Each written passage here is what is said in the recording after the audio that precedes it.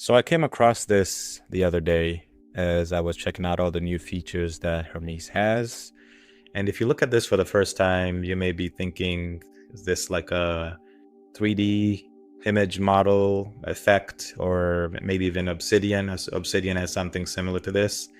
But this is actually Hermes's internal memory. And these are different memory points and different skills from my specific Hermes agent. So in this video, I'm going to show you how to actually get access to this and find the memory of your Hermes agent on your desktop app.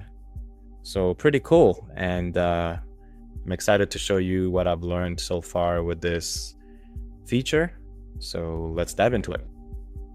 So when you've logged into your Hermes desktop app, the shortcut you want to use is Control K. And Control K is going to open up this drop down and you will find memory graph. And if you click on that, it will open up this visual of basically all the memories and all the skills that your agent has had ever since you created it. It actually starts in the center and kind of works its way up. So if you look at mine, it was July 29th, 2026. And the memories keep expanding as the days increase and when you have had your agent.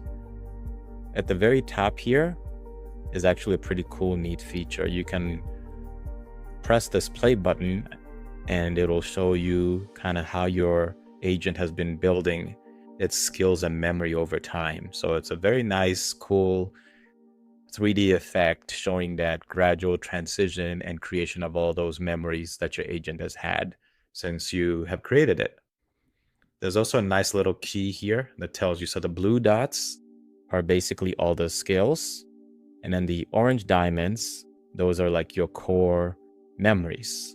So this is the memory behind your Hermes agent.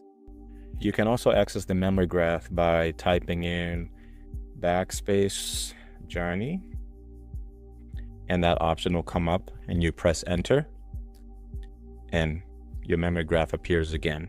So that's another way of getting access to this.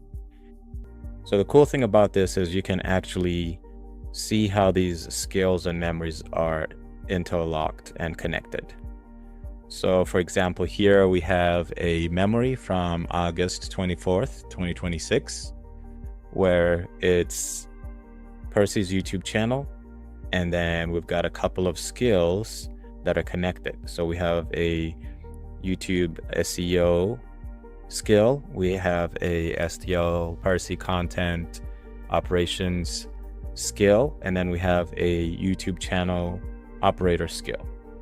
So these are different skills that as I continue chatting with my agent about how can I improve my YouTube channel, it developed these skills from that one memory. So pretty cool, pretty neat, and I think it's a nice visual of how your agent is thinking and all the different skills and memories it has acquired over time.